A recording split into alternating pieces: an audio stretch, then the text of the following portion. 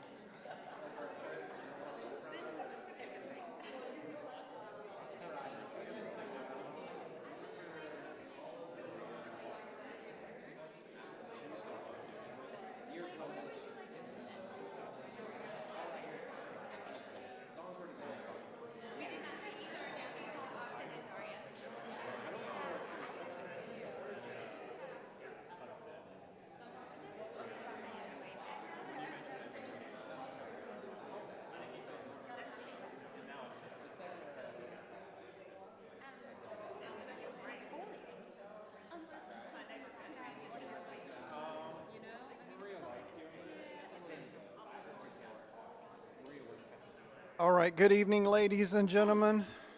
Thank you for joining us this evening. This is the City Council regular meeting for August the 19th. I'll call this meeting to order, and the city manager will call the roll. Thank you, Mayor. Mayor Brian Mock. Here. Councilmember John Mesa. Here. Councilmember Leslie Robson. Here. Councilmember Paul Stovall. Here. Councilmember Elmer Veith. Present. Councilmember Jimmy First. Here. All right. Up next is the Pledge of Allegiance. And let's see. Who? Uh-oh, Kate Henry has been called on to lead us in the Pledge.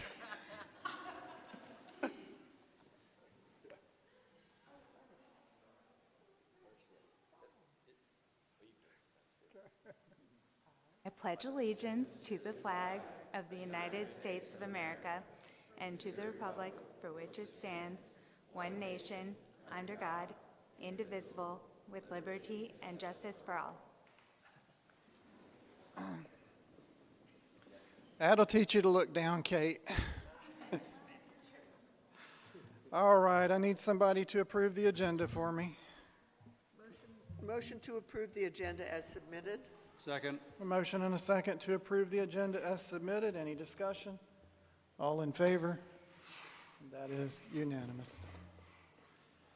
All right, up under announcements and presentations, first this evening we had our Lifeline Animal Showcase. Sam is here, and he has Hershey with him this evening. Thank you for having us. And today we have Andrea with our newest friend, Hershey. Hershey has been here for over 100 days.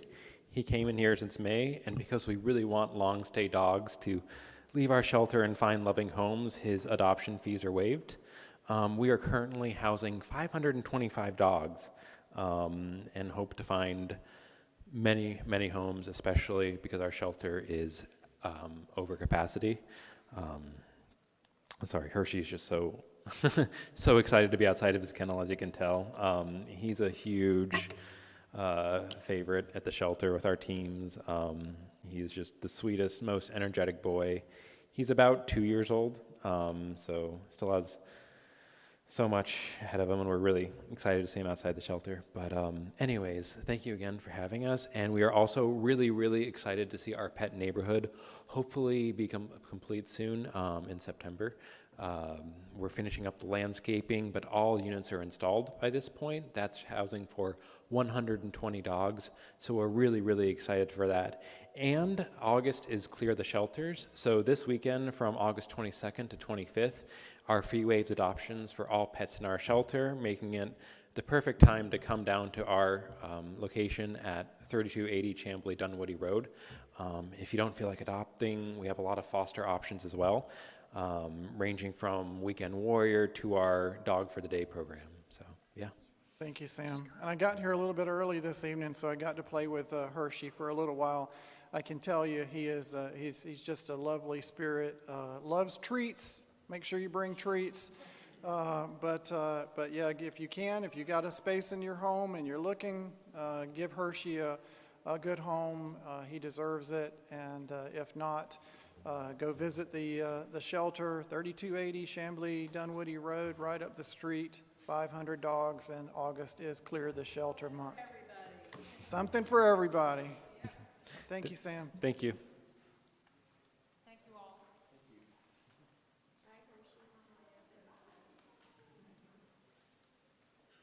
All right, next up, we have National Recovery Month proclamation, and it looks like I have a proclamation for that.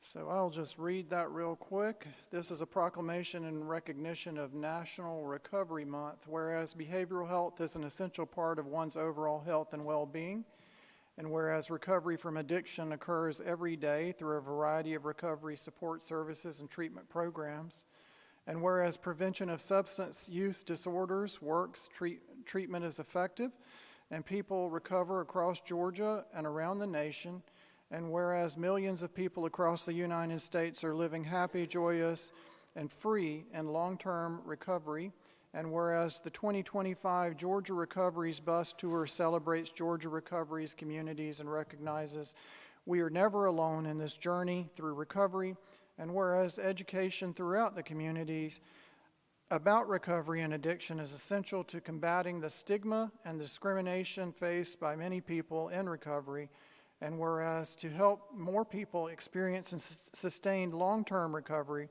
the Georgia Department of Behavioral Health and Developmental Disabilities and the Georgia Council for Recovery and the Georgia General Assembly Working Group on Addiction and Recovery invite all residents of the state of Georgia to participate in National Recovery Month. Now therefore be it resolved that the City of Chamblee Mayor and City Council do hereby proclaim the month of September 2025 as National Recovery Month in the City of Chamblee and call upon the people of Chamblee to observe this month with appropriate programs, activities, ceremonies, and support this year's Recovery Month theme, Georgia Recovers in Communities. And I believe we have a bus tour coming through in September. On September, do we remember that date? Brittany, 5th, September 5th. September the 5th, the Georgia Recoveries bus will be coming through. You'll see more about that as time goes forward. But we invite everybody to come out and join us as we celebrate those who are celebrating being free of addiction and mental health disorders. Any comments from council? All right. Next up, we have the bond sale update. I'd like to welcome Davenport up to present the results of our bond sale from earlier today.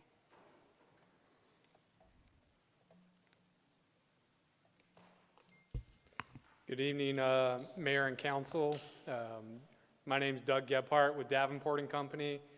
We are the financial advisors to the city, and pleased to be in front of you. My colleague Miller Levitt's here as well, and if we have our legal bond counsel, Tommy Ratchford, in the event there's any legal questions today. But again, Doug Gebhardt with Davenport, great to be here, longstanding financial advisor to the city.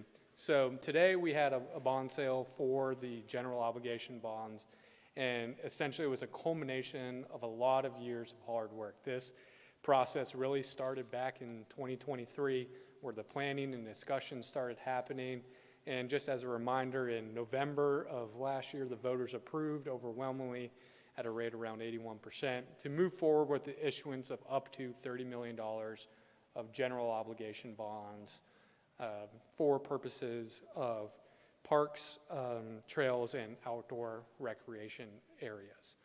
So due to the size of the issuance of the bonds, we had to go, and the term of it, we made the recommendation to go out to the public market to sell these bonds. And so in order to do so, we had to get the credit ratings affirmed, or the bond rating of the city re-rated, and we are pleased to report that both Moody's and Standard & Poor's affirmed the city's outstanding ratings of AA2 and AA+, with the Standard & Poor rating just being one notch off AAA, which is the highest possible rating. While Moody's is one notch below, we feel like there is some good positive momentum that could lead to future positive rating pressure for future city ratings. A few things that in both Moody's and Standard & Poor's observations that they noted a sustained trend in growth, strong financial operations, balanced budgets, a great management team, and strong reserves. I think part of the Moody's over the last few years, council's made a number of investments in the city that is what I like to say created some noise in the financials. That is all very explainable, but they wanted to see kind of that sustained trend to continue over the next few years. And if that does happen, I do believe that there would be positive rating pressure from Moody's. S&P really had only very positive things to say, including well-integrated policies and procedures, robust reserve levels, as well as a steady population and tax-based growth. Really, the only challenge there is things that you all as a city can't control, and that has to do with more of the demographic side of things with income levels and wealth levels of the citizens of the city. So everything you're doing on S&P, they gave us really the big thumbs up on that front. So in order to go out, so now that we got the bonds rated, what we had to do this morning is we prepared a document called a preliminary official statement, which is essentially the bond prospectus that you would see in a stock offering that highlights the demographic and financial data of the city, along with a notice of sale in which we accepted competitive bids for the purchase of the general obligation bonds. And we're pleased to report at 10:45 this morning, we received 15 bids. Just to be put on their note, on the last two city bond issuances, we received 5 and 6 bids respectively. So this is nearly triple that amount. And in order to make the legal folks over my right shoulder happy, we need to get 3. So we got over 5 times the real standard that's required. And so FHN Financial Capital Markets, which was formerly First Tennessee, they were the winning bid. And one of the things you can see is that how close that bidding was. 4.011 versus 4.012 to the 1,000th decimal point. So we got the sharpest pencil. And it's interesting to see that the first really 5 bids were within 1/100th of 1%. So that means that we got a very competitive and sharp market today. The high to low bid was also relatively tight, being from 4.81 to 4.07%. Just as a reminder, when we went out to the voters, they approved an interest rate not to exceed 7%. So we were almost 3% below the authorized rate by the voters. So the TIC, which stands for true interest cost, was 4.01%. The pricing results, these principal amounts were set forth within the referendum in the resolution that you all approved. So we're issuing exactly the $30 million that was authorized by the voters. You can see the coupons and the yields on the bonds. In the public market, not everything is sold at par, so some coupons are higher than the yields, which has a higher price, which produces a premium, and some are sold below, which produces a discount.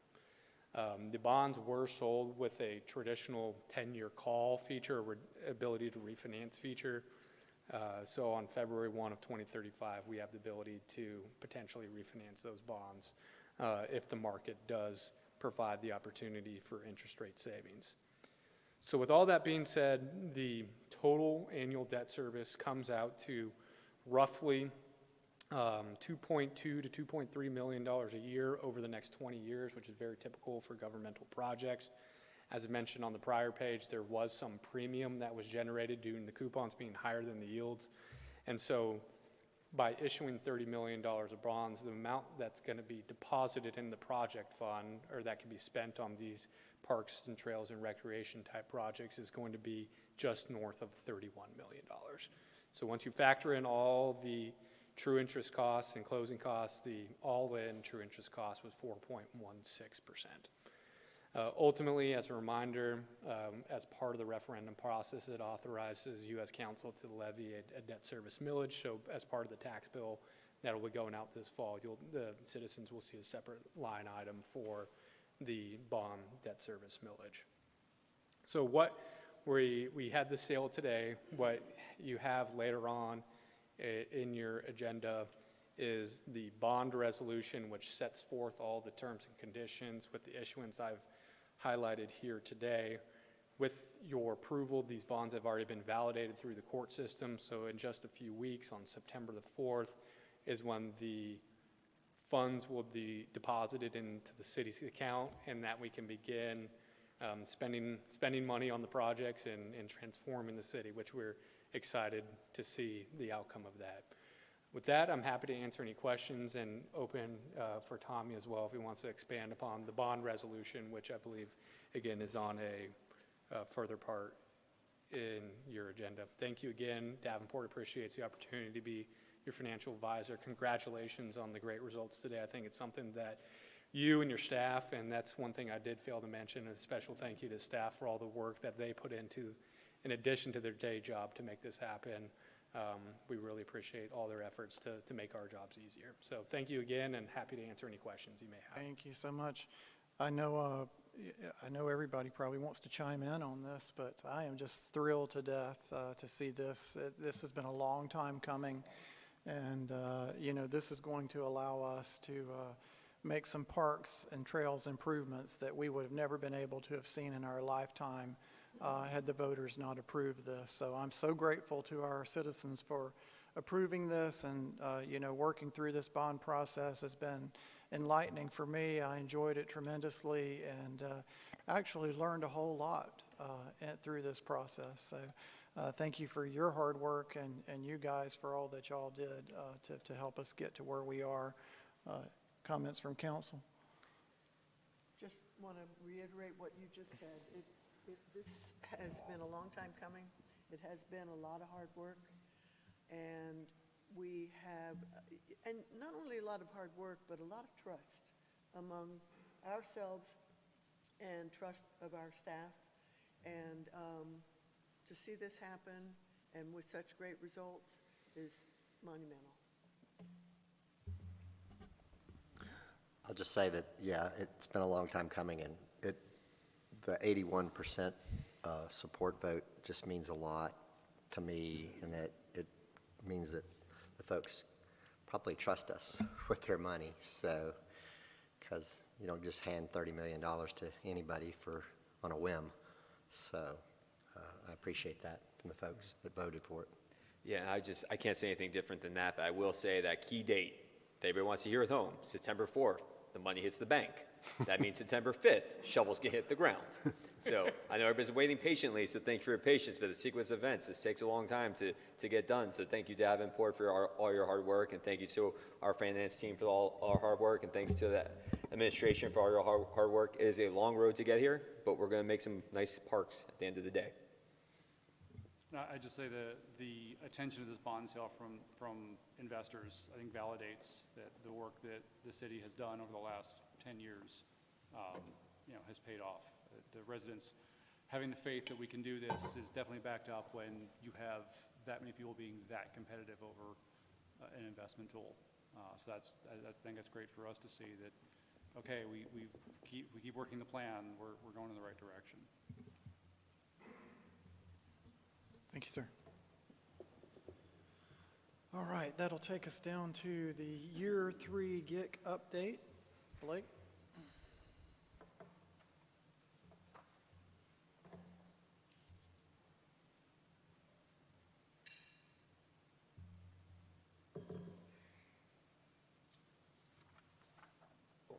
All right, good evening, Mayor and Council. Can you hear me? Awesome. All right, good evening, everyone. I'm Blake Dodd. I'm our Special Projects Manager here at Chamblee. I do lead our affordable housing team with these great people to my left. I'll introduce them in a little further in the presentation, but I look forward to presenting for them. We're going to go a little bit into the history of Chamblee and talk about housing. We did celebrate 117 years last week, so I feel like it's just fitting. Also, we're talking about 30 years into the future, so we'll look a little bit into the future as well. How has housing evolved in Chamblee, and where are we heading? So, as you remember, we're a small train town over 100 years ago. We got our name by the post office. Here's a little bit of Camp Gordon, and then here's some pictures into the future, the modern train of MARTA and the Chamblee sign that we know today. We look at the earliest 20th century, we're a railroad town. We have railroad housing, small little wooden houses, formerly known as Roswell Junction, but that was a little confusing. And if you were here for our celebration last Friday and talking about the namesake of Chamblee, Wiley H. Chamblee walked over to the post office and dropped his name into the mailbox, and that's why we're Chamblee today. So this early housing consisted of mainly small wooden homes. You're going to have a bunch of railroad workers, and Chamblee is not a destination yet. We were more just a stop on the trail, but we're working our way there. In the early 20th century, arrival of Camp Gordon, so this is right before World War I. When you're fighting a war across seas, where do you want to be? You want to be on the coast, nearest where you can get there. Atlanta was a great opportunity for that with a railroad hub right in Atlanta. Camp Gordon housed over 40,000 estimated troops at the time, but this would be temporary housing, so it's not like the housing today. This would be a little barracks put up really quickly and taken down just as quickly when it was over. Here's some pictures from PDK around that same time, because it wasn't always just a passenger airport, it also served a purpose in the war. Post-World War II, we have our boom. So this is the industrial age. As you know, assembly was not always a movie studios. It used to be a actual plant. This would be a GM plant where cars were made. This was a big boom to not only Doraville, but to Chamblee and the region around. In the 50s, just to put in perspective, we're talking about housing. In 1950, the average house size was around 900 square feet. Today, you ask, it's 2,500 square feet, so almost 3 times as large. These 900 square foot homes had about 3.8 people in them on average at the time, and now in 2025 you have about 2.6 people. So homes 3 times the size and less people in the homes. So it's kind of starting to show you, to illustrate why there could be a pricing point problem. In the 80s, as the industrial boom starts to end, you start to have a big migration from Latin America and Asia coming into Buford Highway Corridor, starting to bring culture to Chamblee. And it's a really fast-growing time for the Buford Corridor for both Doraville and Chamblee. You saw affordable housing came in from churches a lot of times there, giving to different families who came to the church and helped support their fellow community. We get to the end of the 80s and Chamblee MARTA station. This is a big deal for Chamblee. When MARTA first opened in Chamblee, I don't think the thought might have been there about how much could grow around it, but as you move into the 2000s, and we got to the LCI grant that's given by ARC to start to build this downtown that we have today. So it planned out the 300 acres around the MARTA station. So part of this plan was TOD. How do we grow our housing? So TOD would be transit-oriented development for those who do not know. But how do we build housing around the MARTA station? People don't only need we don't have to have cars. People just hop on a train and go from their house. How do we revitalize this downtown that's kind of needed help, needed a spark? Zoning updates a bit, more density. How do we make our neighborhoods bigger? How do we make them more robust? And lastly but not least, walkability. If it wasn't raining today, you would guarantee to see someone walk by City Hall tonight, as we normally do in a council meeting. So I'd just say that kudos to the last 20 years. If you look out the 3rd floor window, you can see the density downtown. You can see the growth that's happened because of this LCI project. Also, pre-annexation. So this 2008, for those who don't know, Chamblee did not always look like what you call a Cinderella boot. It used to be much smaller, about 2 square miles. You had the north part of PDK, and our neighborhoods would be the Keswick predominantly. But come 2010, 2013, we had major annexations, almost going from about 10,000 people up to 30,000 people, and you're going to increase the size of the city by nearly 2.5 times, going from 2 square miles to 7 square miles. With the growth, you need more housing. So some of our early affordable housing partnerships would be Mercy Housing. As you know, we have our senior residences that was built in 2007, serve over 65 housing units. And then later, Mercy came back and built Mercy Park to help robust that area. This would also brought in 79 more housing units, including healthcare and a senior center for the residents. And then in 2023, Sky Harbor opened on North PDK, about 52 housing units, also for that 60% AMI. And this leads us into our modernization of today. So we have our Whole Foods that everyone's excited about, followed by the big apartments off of Peachtree Boulevard, our new public safety building on Buford Highway, and last but not least, our City Hall that we sent in today.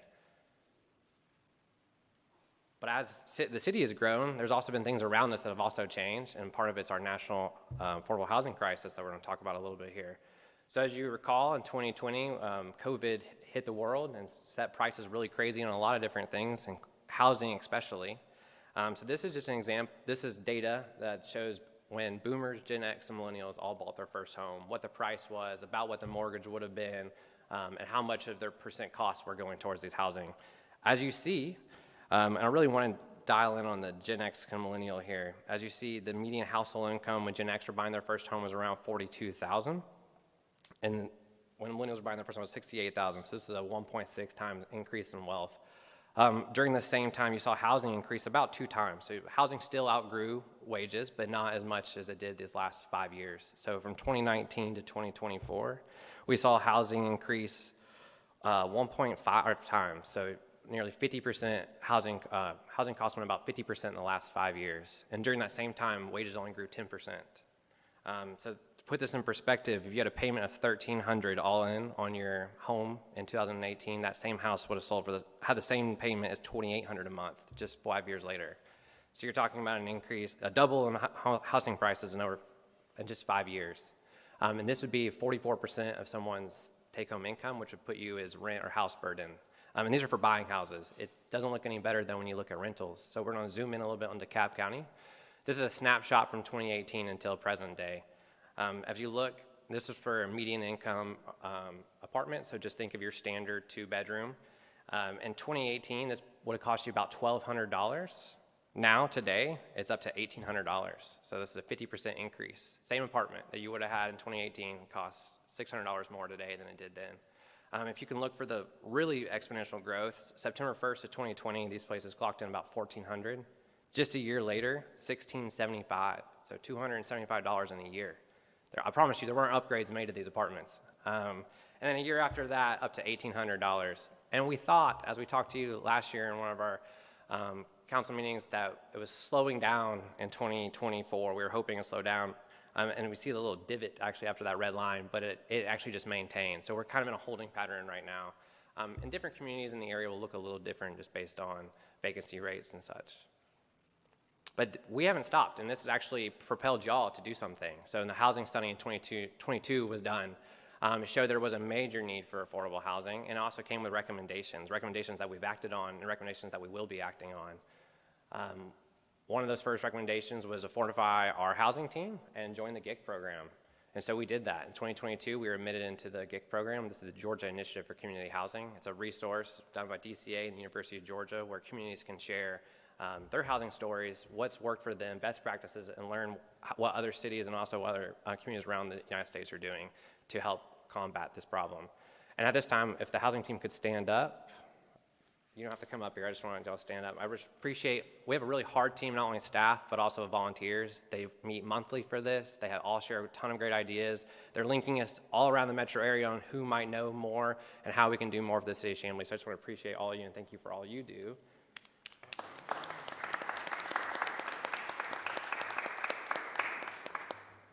This team, back when it was created, came up with some Chamblee housing initiatives that were approved by council. They're on the screen here. So it was create a small area plan for the Dresden area, update our UDO with more affordable housing, geared ordinances, our comprehensive plan update focus in on affordable housing, or have a focus on affordable housing within it. Look at our DDA incentives and see if there's ways that we can tweak those and maybe increase our affordable housing that comes to the area.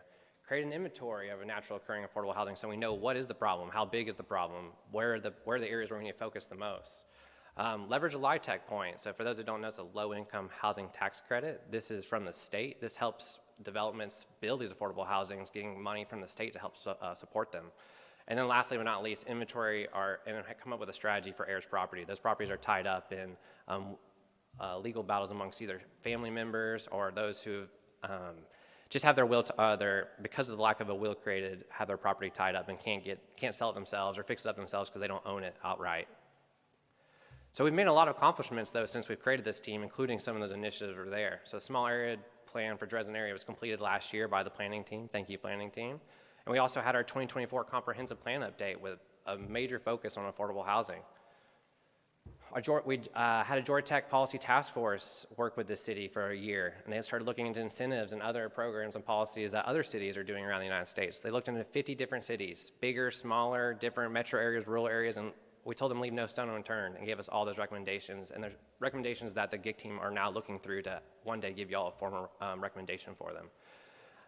Internal citywide housing inventories created through Ptolemy's. That's something that the staff use every day, and we're working to come up with more data-driven decisions and also to help inventory the whole city. We're working with regional partners to increase our Chamblee's affordable TOD housing options in our downtown. We partner with our community engagement program to Atlanta United Watch Party and Resource Fair. We had over 6 housing vendors at the Resource Fair that were giving out free information and a bunch of other great housing things. And we hope to grow that in the future and keep partnering with our nonprofit partnership.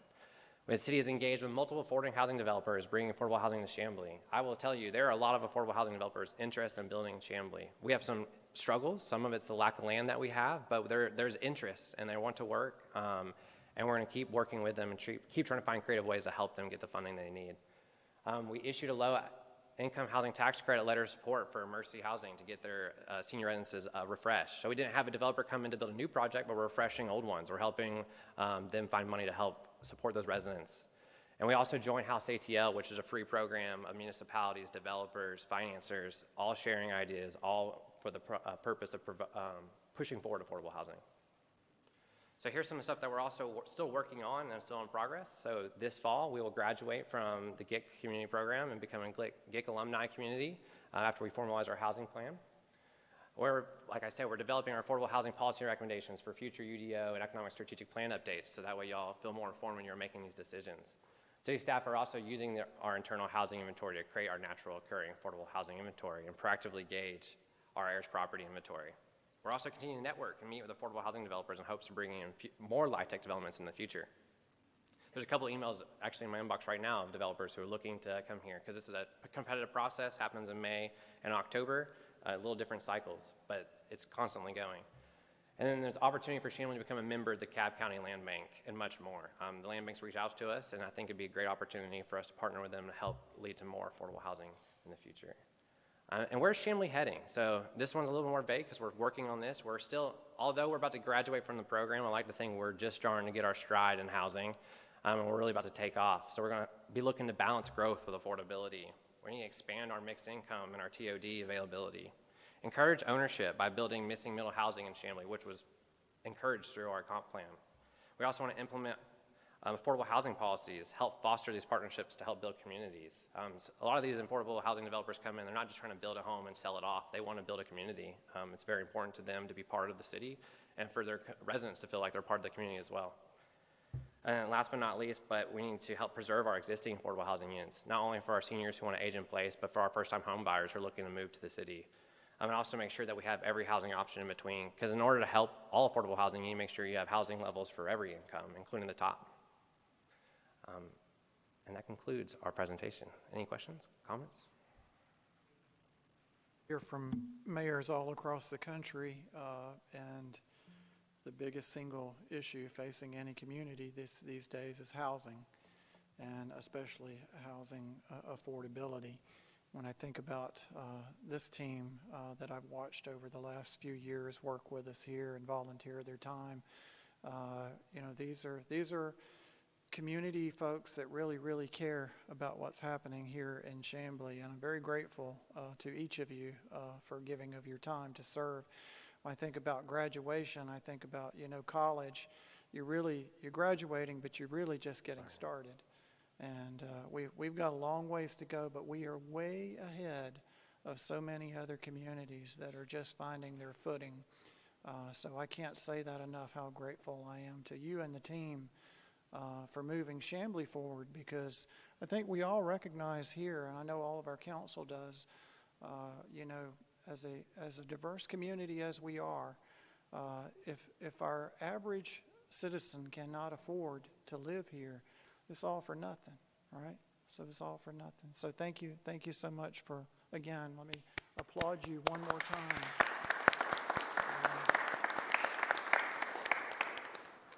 Any other comments from council? Questions? Good job. Thank you so Mayor and much. Council. That'll take us down to our public hearing portion, which is unusual for a council meeting. Luckily, I have the rules in front of me, so I won't mess it up.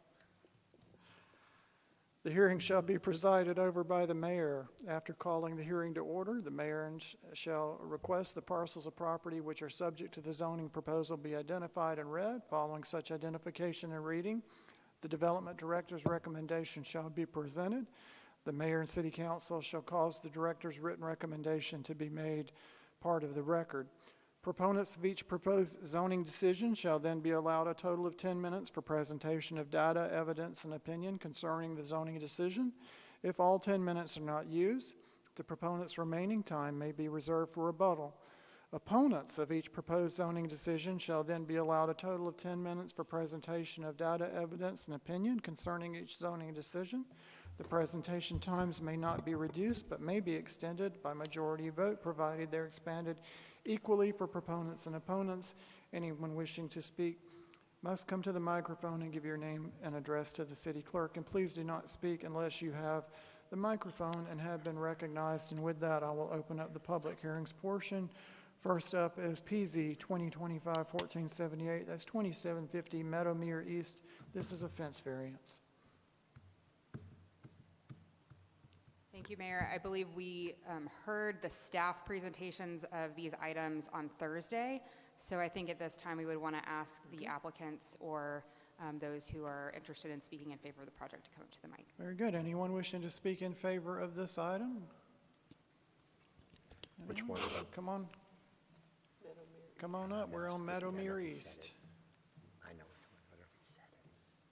I wasn't prepared to speak. I think you guys heard my presentation a month and a half ago, so, yeah, I don't know if you have any questions, or hopefully we're in favor of it.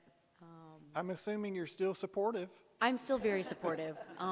We're going 2 years strong on this, and, but we have the chainsaw in the car, so if we don't, we'll just go straight from here and just celebrate and make it a moment. Anyway, yes, still very supportive as our neighbors and community, so, Thank you so much. yeah, thank you guys. Anyone else wishing to speak in favor? Anyone wishing to speak in opposition? Oh, we got a favor? All right, come on. Come on up. Hi, I'm Marlon Hargrove, 2752 Meadowmere East, direct neighbor to Jessica and the president of the HOA board. So I'm in favor of this and have been in favor of this for 2 years, simply because it's going to keep some continuity in our neighborhood, and we need everything to make our 40-year-old, 50-year-old neighborhood look pretty. So that's about it. And I appreciate y'all's attention to this, and even more attention than you ever planned to put on it. So thank you for your consideration. Sir. All right, we'll try that one more time. Anyone else wishing to speak in favor? All right, seeing none. Anyone wishing to speak in opposition? All right. That'll take us down to the next item, which is PZ 2025-1521, and this is 1955 Harts Mill Road, and it is also a fence variance. Anyone here wishing to speak in favor of this item? Come on up.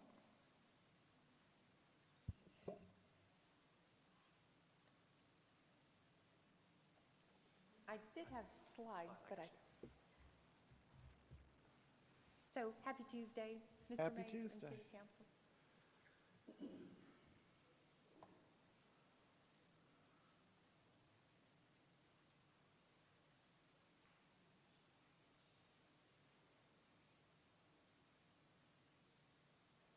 If you would just start with your name and address.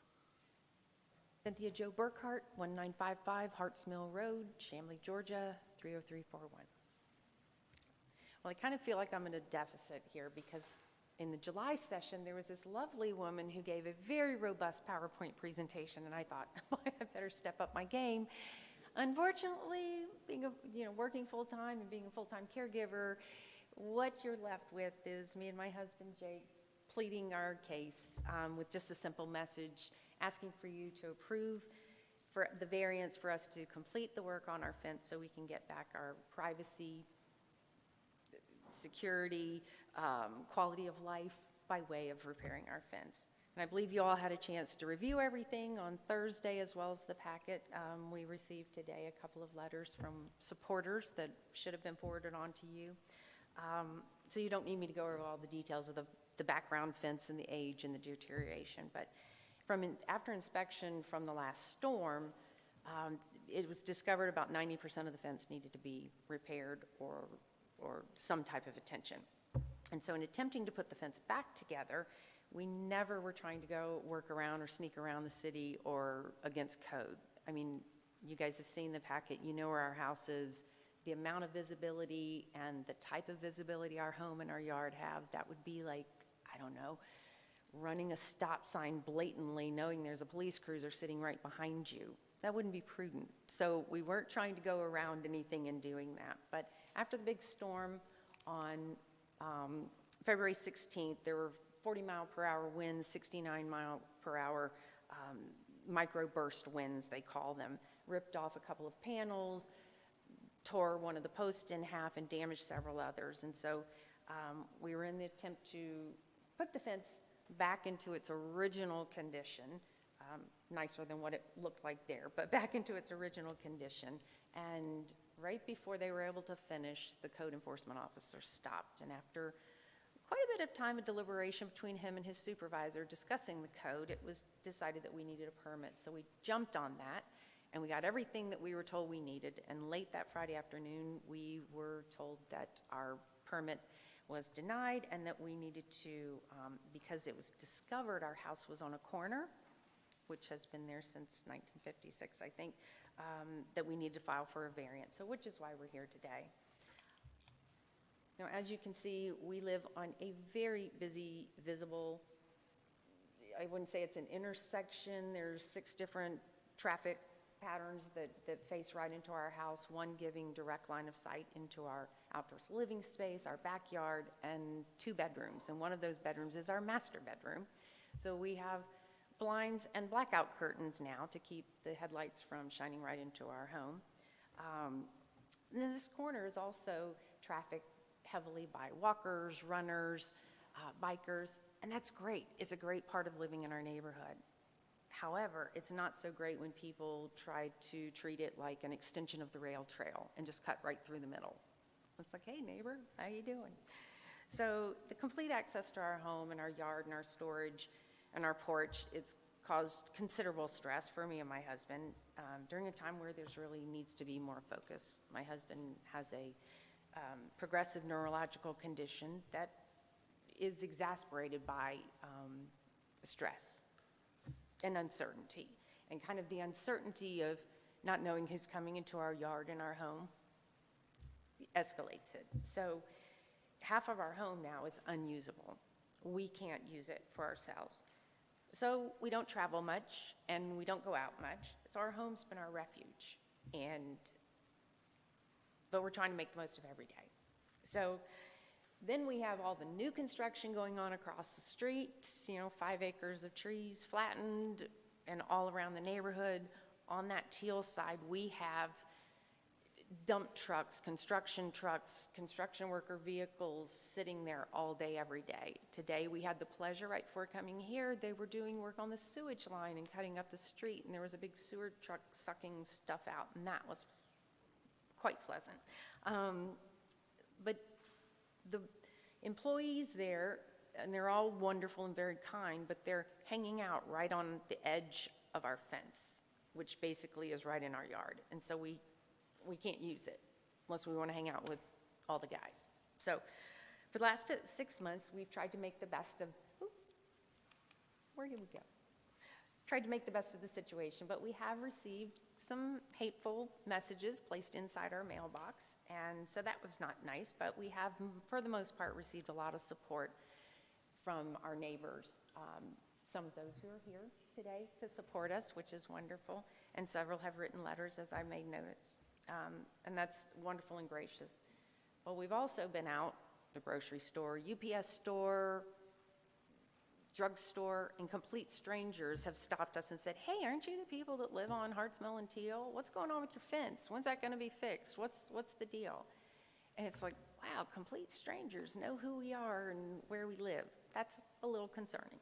But for the most part, people have been very supportive, and they've even thoroughly enjoyed our artwork project that we created.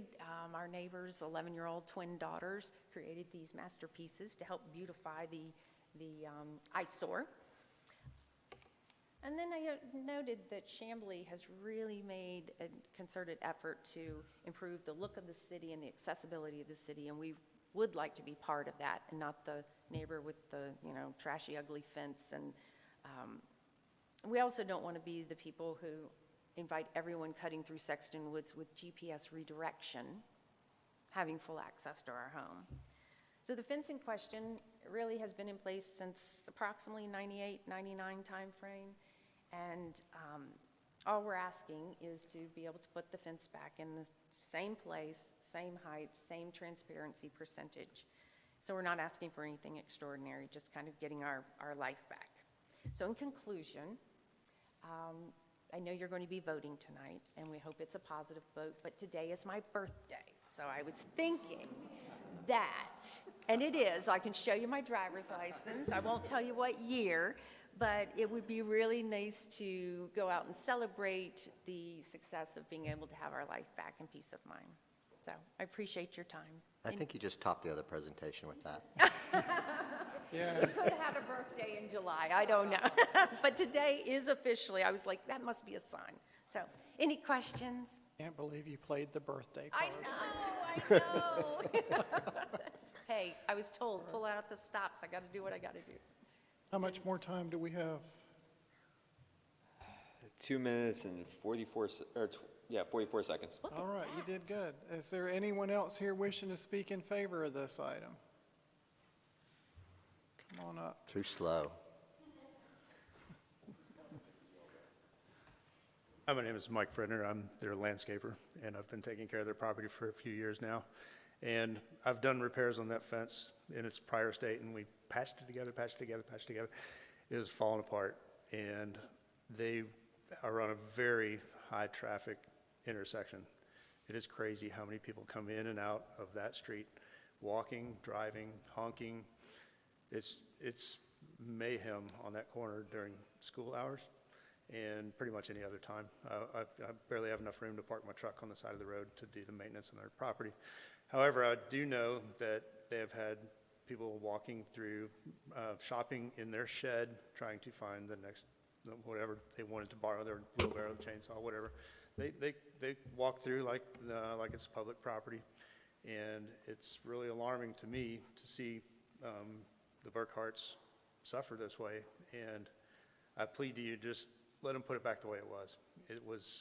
It's what they need, and the sanctity of their house is not there anymore. And I just plead to you to bend a little bit and make this happen for them. Sure. Anyone else wishing to speak in favor? One more.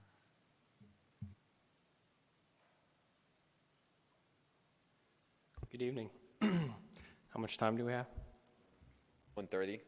Okay, I'll wrap this up quick. Good evening, my name's Patrick Bentley. I live at 1961 Harts Mill Road. The applicant has been open, honest, and transparent as a neighbor. In my opinion, the fence is a compliment, aesthetic positive. It doesn't impact anybody else negatively. And if it were your residence at Donaldson and Teal, you'd probably want the same fence. I'm in full support. I don't see any negative consequences or impact. And as a neighbor, it's aesthetically pleasing fence. Full support. Thank you, Patrick. Is it your birthday? Any, Nobody else can have it. anyone else wishing to speak in favor? 49 seconds left. Anybody wants to say something quickly? 49. Anyone wishing to speak in opposition? On her birthday. Yeah, on her birthday. All right, seeing none, we'll close that out. This comes up, both of these items come up just a little bit further down for a vote. Next up is the approval of minutes. We have 4 sets of minutes from the public hearing work session on July the 10th, July the 15th, the retreat on July the 18th, and the retreat on the 19th. Motion to approve the minutes from all 4 meetings, July 10th, July 15th, July 18th, and July 19th, at the same time. Second. A motion and a second to approve all 4 sets of minutes as submitted by staff. Any further discussion? All in favor? And that is unanimous. Under new business this evening, we have the DeKalb Animal Shelter IGA First Amendment. Mr. Mayor, I'd like to make a motion to adopt the First Amendment to the intergovernmental agreement with DeKalb County as presented by staff. Second? A motion and a second to adopt the IGA First Amendment for the DeKalb Animal Shelter as presented by staff. Any further discussion? All in favor? And that is unanimous. Under first reads this evening, we'll start with the text amendment to the UDO for smoke and vape shops. Mr. Mayor, I'd like to make a motion to allow the city attorney to read headings only. Second? A motion and a second to read headings only. All in favor? That is unanimous. Madam City Attorney, if you could read headings only. Thank you. This is an ordinance to amend the Code of Ordinances of the City of Chamblee, Georgia, Appendix A, Unified Development Ordinance, Title I, Administration, and Title II, Land Use and Zoning, by adding text related to standards for tobacco, vape products, shops, and for all other purposes. Sections 1 and 2 would amend Section 110-1 definitions by adding new definitions. Section 3 would amend Section 240-1 by editing the name of the term tobacco product shop.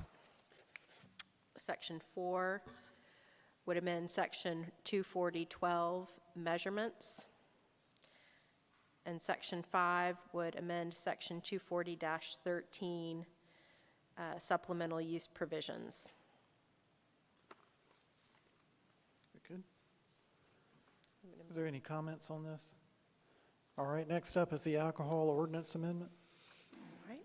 This is an ordinance to amend the Code of Ordinances of the City of Chamblee, Georgia, Chapter 6, Alcoholic Beverages, and for all other lawful purposes. Part 1 would amend Section 6 by adding a definition for grooming service establishment.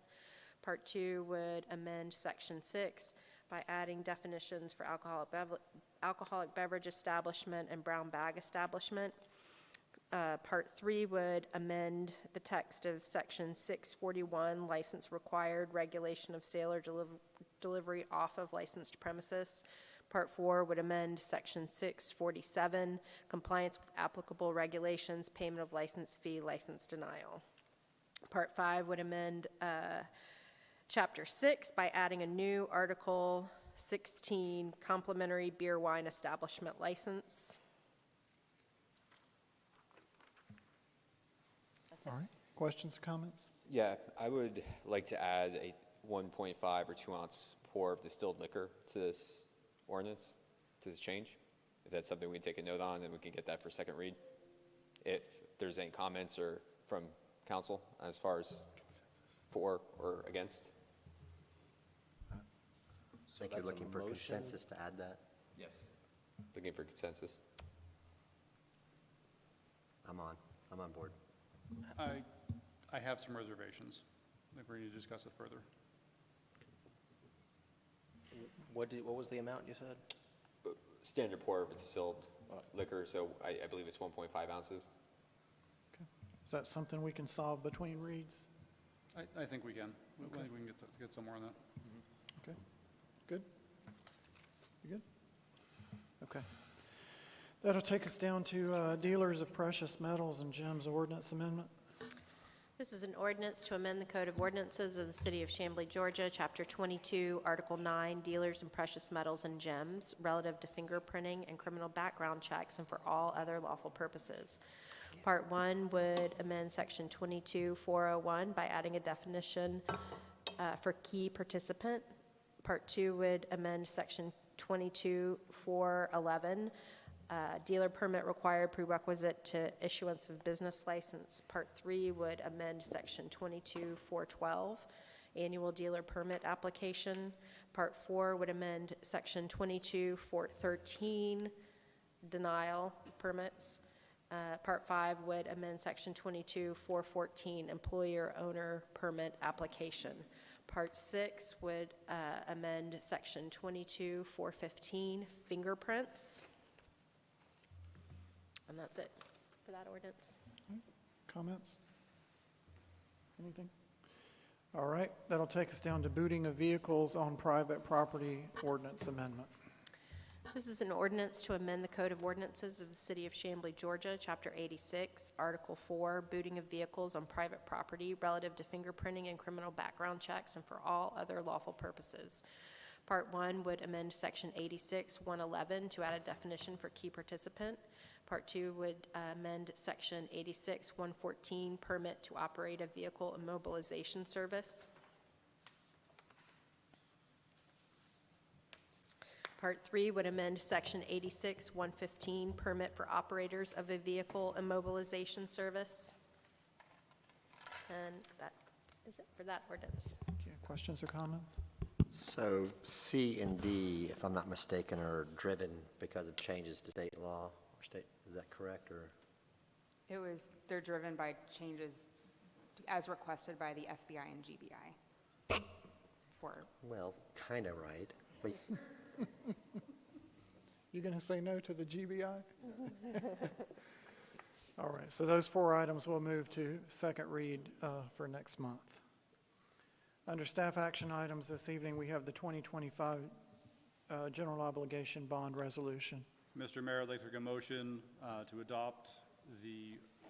make a motion to adopt the resolution authorizing the issuance of the city's general obligation bonds, preparations of a tax digest and levy of a tax sufficient to pay the principal and interest on said general obligation bonds, and the execution of various related documents and for other related purposes. second. A motion and a second to adopt the 2025 general obligation bonds as submitted. Any further discussion?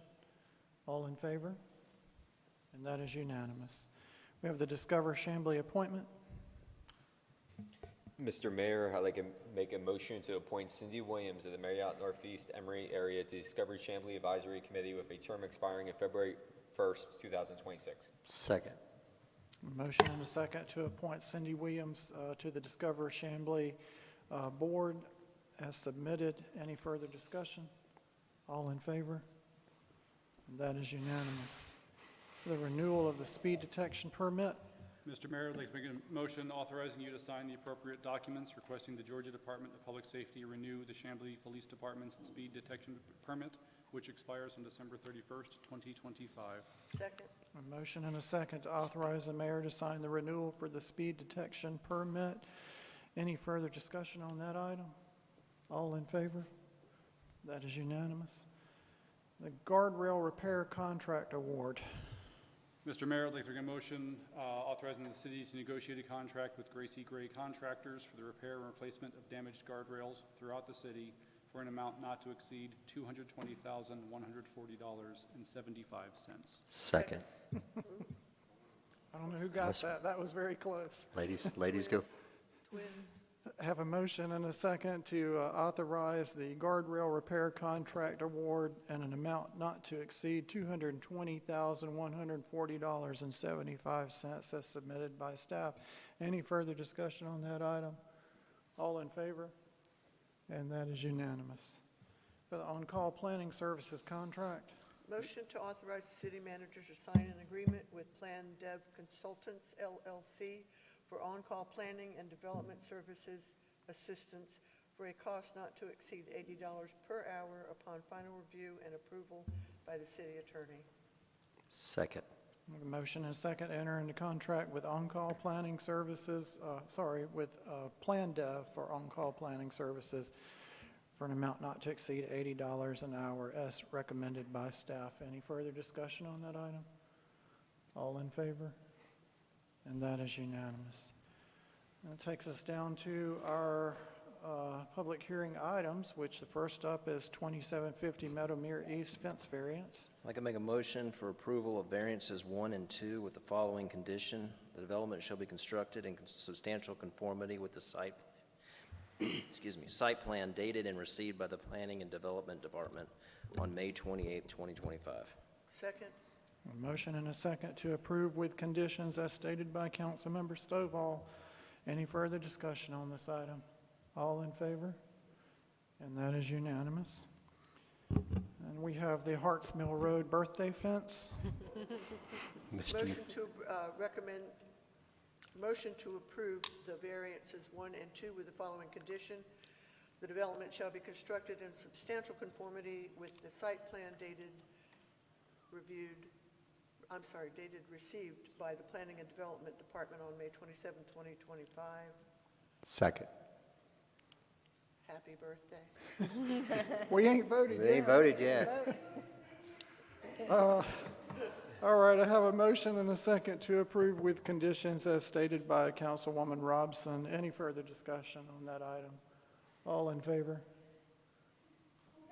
And that is unanimous. All right, go build a fence. We have under mayor and council items this evening, we have the Ukrainian consul room use. Mr. Mayor, I'd like a motion to allow did I jump to Glenn?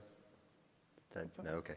Mr. Mayor, I'd like to make a motion to allow the Ukrainian consul to use City Hall conference room for consulate services on October 4th and 5th. Second.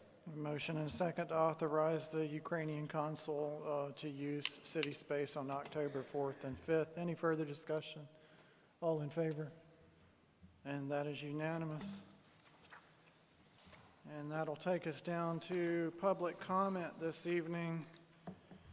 The mayor is the presiding officer. All remarks shall be addressed to the city council as a body, not to individual members. Anyone wishing to speak shall come to the microphone, give your name and address to the city clerk. Limit remarks to 3 minutes unless further time is granted by council. Not speak a second time until everyone wishing to speak has spoken once, and no one can speak more than twice. Please do not speak unless you have the microphone and have been recognized. And with that, I will open it up for public comment. Anyone here wishing to address council this evening? Come on up.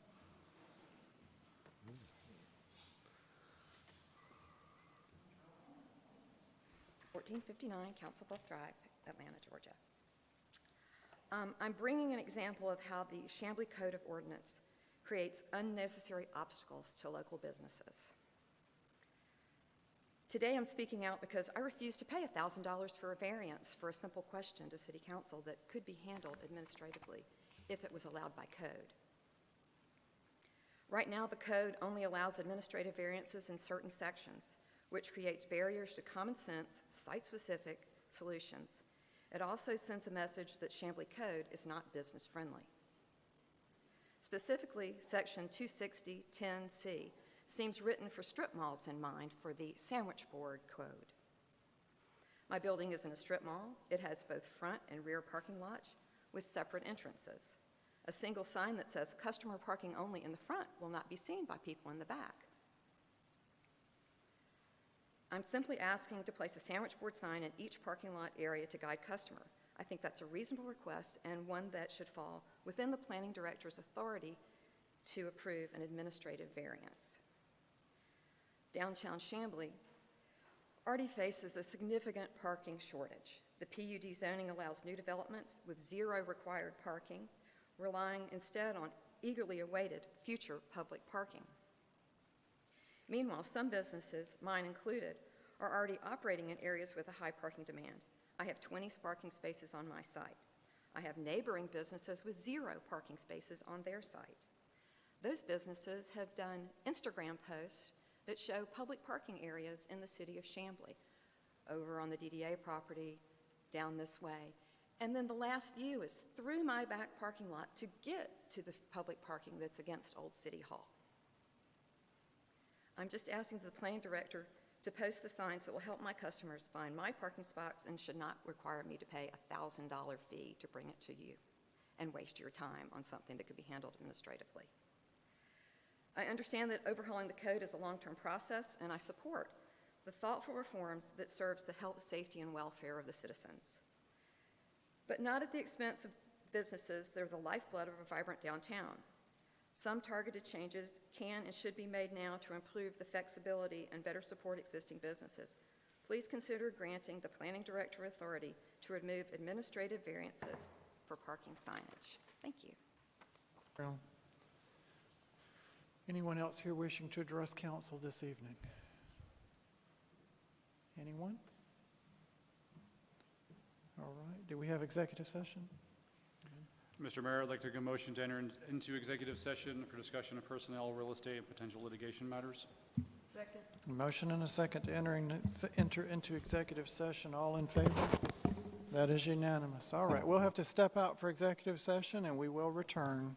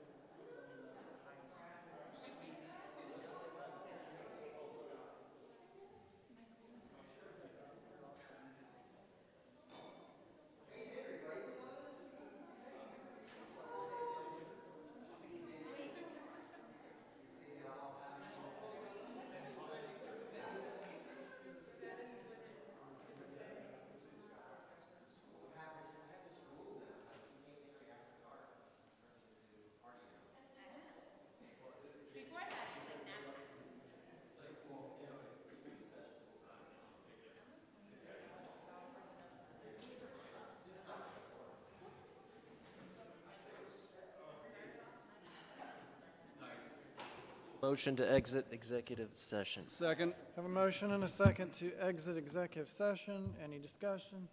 All in favor? That is unanimous. Mr. Mayor, I'd like to make a motion to amend the agenda and add an item. Need a second? Second. A motion and a second to amend the agenda to add an item. All in favor? That is unanimous. Mr. Mayor, I'd like to make a motion to approve the city's participation in the Purdue Pharma LP and Sackler Family, Alvogen, Amneal, Apotex, Hikma, Indivior, Mylan, Sun, and Zydus settlements in the national prescription opiate litigation, release all released claims against all released entities, as those terms are defined in the respective settlement agreements, and authorize the mayor to sign any documents necessary to effect the city's participation and release of claims as stated above. Yeah. All right, so I want to make sure this time. So So that is the motion that we are making. that is, That is the actual, that is the item we've added to the agenda, and that is the motion for it. So we are voting on whether, I believe that's how we were doing this, unless the city attorney tells me I've just screwed that so up yet again. I thought we had Did you add to- the item to the I agenda? thought We know it had made a motion to add. motion Did you to actually the add it? item and then motion what item we wanted to add, and then then- motion to vote on the item. It was a three-stepper before, so I just want to make sure. You could do it either way if your motion, and I'm sorry I didn't catch this, if you have a motion to add an item to do X, Y, and Z, and then you can move directly into the motion. Can't you just motion to add So we added an item. that specific? That was one vote. Okay. Then we didn't, I mean, he read the whole motion, but I think, were we not supposed to say what item we were adding? Yes. And then vote on adding that item before we vote on the item? Because I just, Then, yes, let's do it that way Okay. for consistency's Then, sake and for withdrawing clarity. what I said. Mr. Mayor, make a motion to consider enjoining you to sign documents to affect the city's participation in the opioid drug settlements. Second. so motion and a second to participate in to discuss the participation in the opioid settlement. As stated by Councilmember Vythe, because I can't repeat all that. All in favor?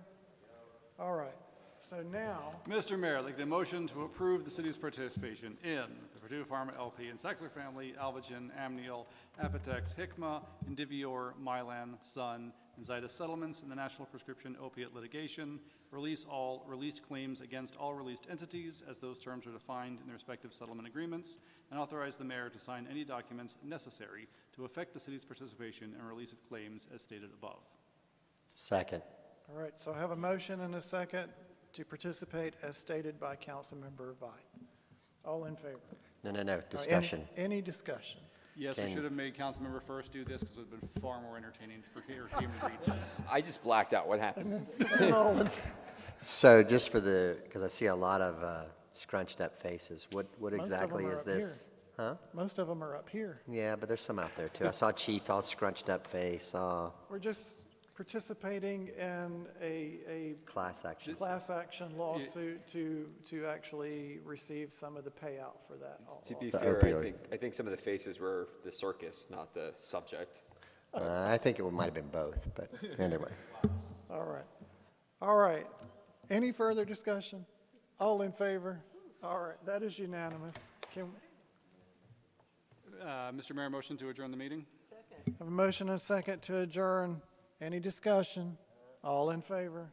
And that is unanimous. All right, we survived.